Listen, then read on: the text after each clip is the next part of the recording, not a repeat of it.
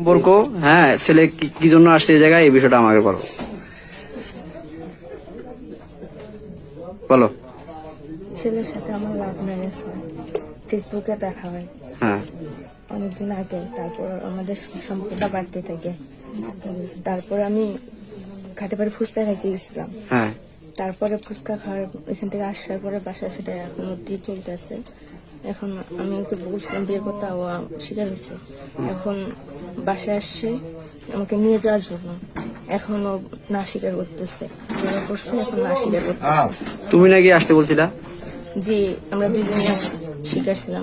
বলছিলা নাকি যে বাসায় কেউ নাই, ফাঁকা আছে, আসো। হ্যাঁ, আমার আম্মুরা নানুর বাসায় গেছিল পিঠা দাওয়াত খাওয়ার জন্য। হ্যাঁ। পরে ও বলছে কি বাসায় কেউ নাই, যাই যেটুকু কিছু হয়। আমি বলছি বাসায় তো কেউ নাই, আমি তো একাই আছি, আসলে সমস্যা নেই।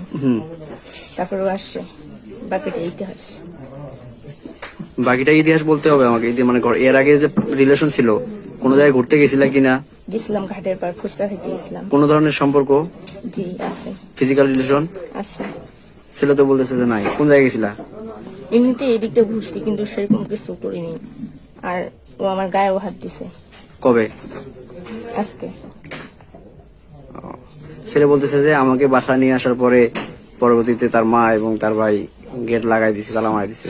এরা অনেকক্ষণ পরে আসছে, অনেক দেরি। এখন তুমি কি চাও? বিয়ে হোক আর কি। ও বলতেছে যে আমাকে ফাঁসাচ্ছে। আমি ওকে কেমনে ফাঁসাইলাম? ও তো আসছে, আমি তো বড়ই পারতেছিলাম। ও তখন বলছে যে কি করো? আমি বলতেছি বড়ই পারতেছি, খাবার নাকি? কয় খাবো। বলে কেমনে খাবা? কয় কি আচ্ছা যাই। আমি বললাম যে আচ্ছা আসো। তারপর আসছে।